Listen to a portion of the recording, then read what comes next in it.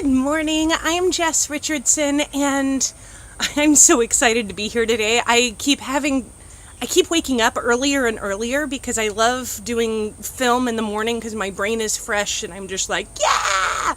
And it's like a really good time of day for me. But now I'm so early that the sun is like barely coming up and all of my shade is not in the normal place. And I've got my work clothes on. I'm ready to work and get a tan today. But I was reading through all the comments yesterday about what we want to talk about. And as I thought about weight loss and parenting and marriage and being positive, it was so funny because the answer that I have for every single one is always the same. And that's, honestly, I find so much humor. And if you know me in real life, I kind of poke fun at a lot of things, like why we have to have 10,000 books about weight loss, why we have to, it's all so simple. Why do we need so many books about relationships? Why do we need all of this information? Most of it's just bullshit. The same principles work with everything. And if you work on yourself a little bit and you make some good changes within you, if you're just selfish, just say, hey, I need to work on me. I think that's the problem, is that especially as parents, we have somehow in our culture said that we have to put absolutely everything into our kids. We have to give them everything. We have to do everything. And as mom or as dad, you just have to go to the back shelf. But you know what? When I can't stare at myself in the mirror and if I can't look at me, that's a problem, because how am I supposed to be the parent that I need to be? How am I supposed to go play and have fun and enjoy life or just even be confident if I can't even stare myself in the mirror? And so that, honestly, being self-aware and knowing who you are is the biggest thing. And size, it matters because of health. Size matters because of how you feel about yourself. But when the world is looking at you, some people are going to make fun because there's just those assholes out there. That's how life is. But for the most part, confidence is the sexiest thing on earth. I'll never forget, I was about 250 pounds. I was 5 months pregnant with my fourth child, Chloe, who's 10 now. And, 250, I'm 5'8". So in those standards, I was wearing like a 22 in pants. And I had to go to court. So I woke up early and I was pumping myself up because I have to go to court and I'm, this fat woman. And I'm pregnant enough to be like fat, but not pregnant enough to look pregnant. And so you just feel really fat. And I just said, you know what? Screw it. I am me, and I am me. And I had to go to the gas station on the way. And I just walked in there into the gas station, chin high, was just like, I'm going to do this. And it was early in the morning and there were all these, guys. There's guys everywhere. It's a gas station. And I turned every single head in that place. Like, a guy came up to me about pumping gas. It was the craziest thing. And I totally faked the confidence. I did not have it. But it taught me something. Because I got out of the car, pretended like I was totally cool, even though I was completely intimidated, got gas, and everybody thought it was attractive.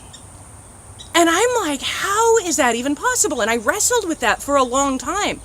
And so then I started standing naked in front of my mirror. And I'm like, who the hell am I? I don't even recognize you. I don't know who you are. How many years has it been since I stood naked in front of the mirror? I just needed to look at myself and own it. I have stretch marks from my armpits all the way down to my calves because I gained 190 pounds in my first pregnancy because I was doing drugs. I quit everything. I went through 3 weeks of blood curdling, drug withdrawals, morning sickness. I went from 140 pounds to 330 pounds. Then lost almost all of my weight, went down to 175. Met Reed, ended up getting married. We had 4 more kids in 5.5 years. And so with the first 3, I gained a few. Like, it was like 25, 30 pounds, and then another one would come real quick, 25, 30 pounds. And I got up to about 275 after my 4th and started to lose weight. My mom moved in with us. She moved across the country to live with us. We started a business. And life was just going really well.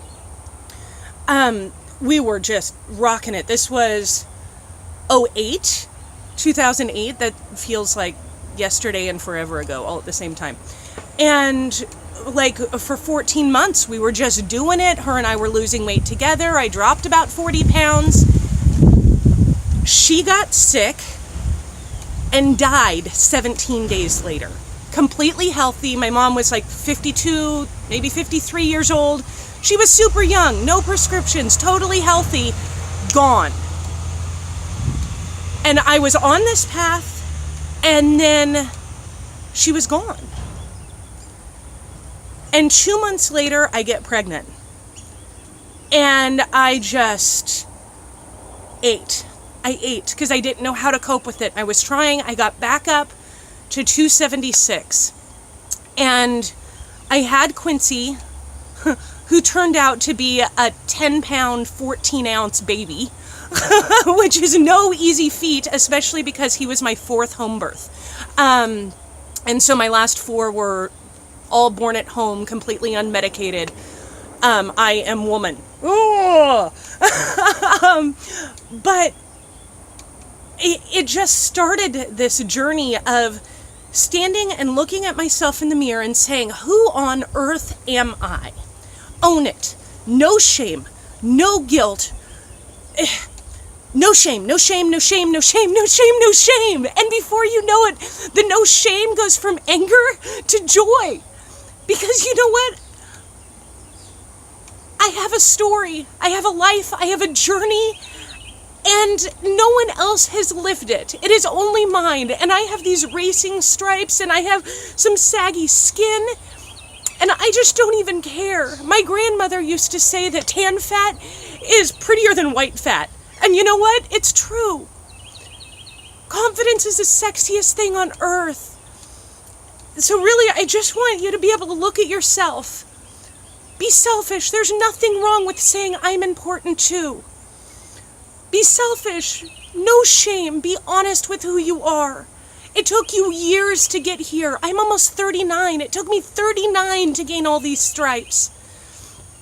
It takes years to get there. It takes years to put on weight. It takes lots of experiences and choices. And you know what? It takes the same to redo it.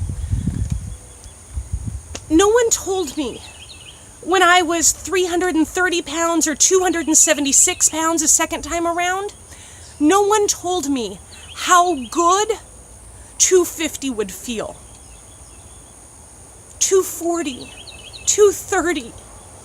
We always have our eye on the prize like 150 is some magic number.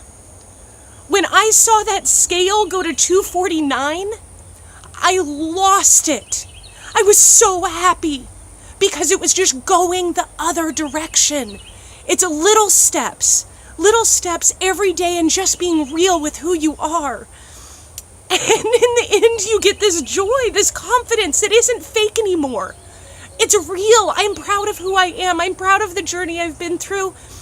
And I love me, and because I love me, I can love my family better. It's not an all or nothing. It's a journey.